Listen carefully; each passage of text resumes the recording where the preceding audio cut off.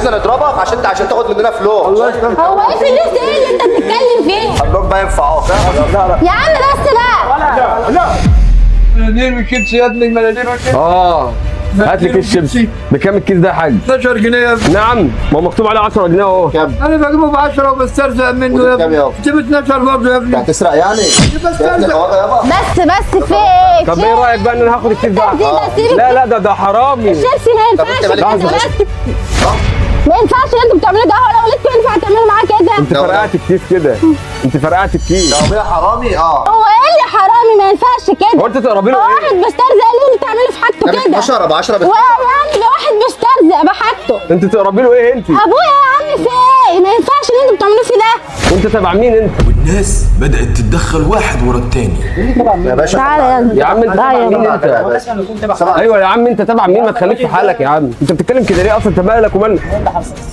هو ماشي بيبيع لهم وهم ماسكين الاكياس عشان بيقول لهم ب 11 و 12 يقول لك لا ده الكيس ما عجبكش ما تشتريش. انا يا باشا هاخد منه الحاجه دي بالتكرار كلها. ما ينفعش الحاجه اللي انت والله خدها سيبك يعني ايه يعني؟ الراجل. باذنك بس سيب الحاجز. يلا اتكل على الله يا جماعه. يا عم انتوا بقى انت تعرفهم يا حاج. يا عم هو لازم يا عم ابويا في ايه مالكم؟ يعني انت مبسوط كده لميت علينا الدنيا؟ انتوا في ايه يا جدعان؟ ده الدنيا كلها اتلمت علينا هنا. انتوا تبع مين انتوا؟ يا عم مش هو لازم نكون تبع حد. ما انا مش فاهم يعني، ما مش انت فاهم. عايز تشتري حاجه مننا معكش فلوس نديك تمام. عليكم السلام ورحمه الله. ايه الدنيا اللي اتلمت علينا دي كلها يا جدعان؟ لا ده حاجه مش ينفع طبيعيه والله. حاج انت حرامي وانت جايب لنا بلطجيه. والله باشا الكلام اللي انت بتقوله ده ما ينفعش. انت كنت عايزنا نضربك عشان تاخد مننا فلوس. هو ايه فلوس ايه اللي انت بتتكلم فيها؟ ده راجل جدا. في ايه اللي حصل؟ انا مش فاهم الخيله دي كلها على ايه يعني. لا خلاص خلاص يلا يا عم نمشي على كده فرق عنك الشيبسي. بص احنا كده بص انا كده مرتاح. فرق عنك الشيبسي.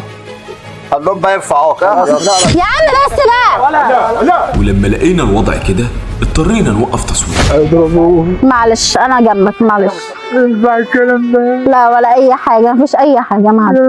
حقك عليا انا، حقك عليا انا، وحق الحاجه عندي انا، مالكش دعوه. حقك عليا انا. الحاج ولا حاجه ولا غيره. حاجه بتاعتك هي زي ما هي وخد منها حاجه. الناس دي كلها جت منين؟ لا ما خدش حاجه بس يا باشا فرقوا لي كيس الشيبسي. معلش. حاجتك سليمه زي ما هي.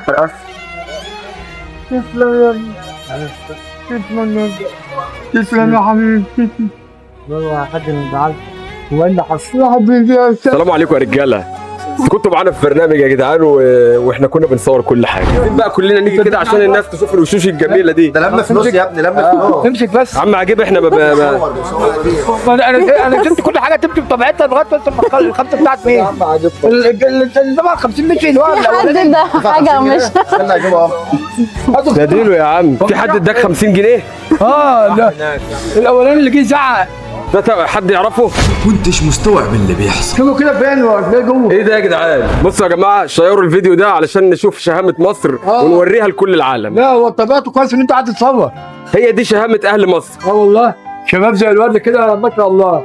ربنا يحميكم يا اولاد. نذيع يا رجاله. ماشي. جبنا الراجل صاحب الفلوس وادينا له الفلوس بتاعته. ازاي ما شفتش الكاميرا؟ انا دخلت، انا جاي من هنا دخل لقيتك الراجل ده بيزق. انت مع مين هنا؟